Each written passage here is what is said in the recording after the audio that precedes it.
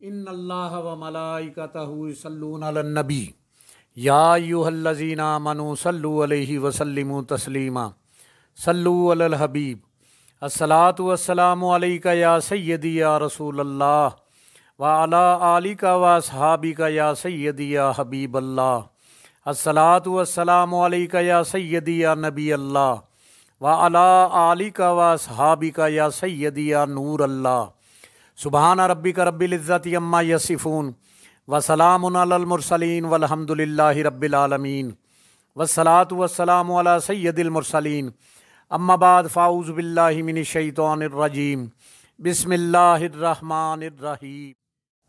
حضرت موسیٰ علیہ السلام کی ہجرت۔ حضرت موسیٰ علیہ السلام بچپن ہی سے فرعون کے محل میں پلے بڑھے، مگر جب جوان ہو گئے تو فرعون اور اس کی قوم قبطیوں کے مظالم دیکھ کر بیزار ہو گئے اور فرعونیوں کے خلاف آواز بلند کرنے لگے۔ اس پر فرعون اور اس کی قوم جو قبطی کہلاتے تھے آپ کے دشمن بن گئے اور آپ فرعون کا محل بلکہ اس کا شہر چھوڑ کر اطراف میں چھپ کر رہنے لگے۔ ایک دن جب شہر والے دوپہر میں قیلولہ کر رہے تھے تو آپ چپکے سے شہر میں داخل ہوئے۔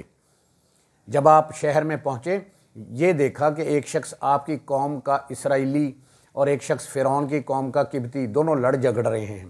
اسرائیلی نے حضرت موسیٰ علیہ السلام سے فریاد کر کے مدد مانگی۔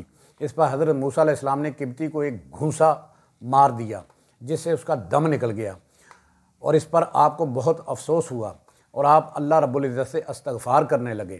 فرعون کی قوم کے لوگوں نے فرعون کو اطلاع دی کہ کسی اسرائیلی نے ہمارے ایک قبطی کو مار ڈالا ہے۔ اس پر فرعون نے قاتل اور گواہوں کی تلاش کا حکم دے دیا۔ فرعونی چاروں طرف گشت کرتے پھرتے تھے مگر کوئی سراغ نہیں ملتا تھا۔ رات بھر صبح تک حضرت موسیٰ علیہ السلام فکر مند رہے کہ خدا جانے اس قبطی کے مارے جانے کا کیا نتیجہ نکلے گا اور اس کی قوم کے لوگ کیا کریں گے۔ دوسرے روز جب حضرت موسیٰ علیہ السلام کو پھر ایسا اتفاق پیش آیا کہ وہی اسرائیل جس نے ایک دن پہلے آپ سے مدد طلب کی تھی آج پھر ایک فرعونی سے لڑ رہا تھا۔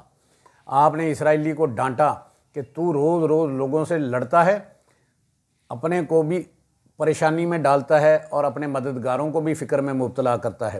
لیکن پھر حضرت موسیٰ علیہ السلام کو اسرائیلی پر رحم آ گیا اور آپ نے چاہا کہ اس کو فرعونی کے ظلم سے بچائیں، تو اسرائیلی بولا کہ اے موسیٰ، کیا تم مجھے بھی ایسے ہی قتل کرنا چاہتے ہو جیسا کل تم نے ایک آدمی کو قتل کر دیا؟ کیا تم یہی چاہتے ہو کہ زمین میں سخت گیر بنو اور اصلاح چاہتے ہی نہیں؟ اتنے میں شہر کے کنارے سے ایک آدمی دوڑتا ہوا آیا اور یہ خبر دی کہ دربار فرعون کے قبطی آپس میں آپ کے قتل کا مشورہ کر رہے ہیں، لہٰذا آپ شہر سے نکل جائیے، میں آپ کا خیر خواہ ہوں۔ تو آپ شہر سے باہر نکل گئے اور اس انتظار میں رہے کہ دیکھیے اب کیا ہوتا ہے۔ پھر آپ نے یہ دعا مانگی، اے میرے رب مجھے ظالموں سے بچا لے۔ یہ دعا مانگ کر آپ ہجرت کر کے مدین حضرت شعیب علیہ السلام کے پاس پہنچ گئے۔ انہوں نے آپ کو پناہ دی۔ پھر آپ اپنی ایک صاحبزادی حضرت بی بی صفورہ سے آپ کا نکاح بھی کر دیا۔ جس شخص نے شہر کے کنارے سے دوڑتے ہوئے آ کر حضرت موسیٰ علیہ السلام کو آپ کے قتل کا منصوبہ تیار ہونے کی خبر دی اور ہجرت کا مشورہ دیا، وہ فرعون کے چچا کا لڑکا تھا جس کا نام حزقیل یا شمون یا سمان تھا۔ یہ خاندان فرعون میں سے حضرت موسیٰ علیہ السلام پر ایمان لا چکا تھا۔ اس واقعے سے علماء حق کو عبرت و نصیحت حاصل کرنی چاہیے کہ حضرت موسیٰ علیہ السلام اور دوسرے انبیاء علیہ السلام راہ تبلیغ میں کیسے کیسے حادثات سے دوچار ہوئے ہیں، مگر صبر و استقامت کا دامن ان حضرات کے ہاتھوں سے نہیں چھوٹا، یہاں تک کہ نصرت خداوندی نے ان حضرات کو ایسی دستگیری فرمائی کہ یہ حضرات کامیاب ہو کر رہے اور ان کے دشمنوں کو ہزیمت و ہلاکت نصیب ہوئی۔ اللہ پاک سے دعا ہے جن سے وہ پیار کرتا ہے ہمیں ان کا ادب عطا کرے، اپنے نیک بندوں کی صحبت عطا فرمائے، ہمیں بادب بعمل عاشق رسول بنائے۔ اللہ کریم ہمیں راہ حق پر چلنے کی، حق بات کہنے کی، سننے کی اور اس پر عمل کرنے کی توفیق عطا فرمائے۔ ہم سب کی جان آقا کریم صلی اللہ علیہ وآلہ وسلم کا فرمان عالی شان ہے، جو شخص میری امت میں نیکی پھیلائے یا اچھی بات پہنچائے اللہ اس سے پیار کرتا ہے اور جنت اس کا مقدر ہے۔ گناہ گار ہیں، بدکار ہیں، سیاہ کار ہیں میرے مولا، جو بھی ہیں تیرے محبوب کی امت میں سے ہیں۔ یا الہی کر کرم کروا کرم، دونوں جہاں میں رکھ شرم۔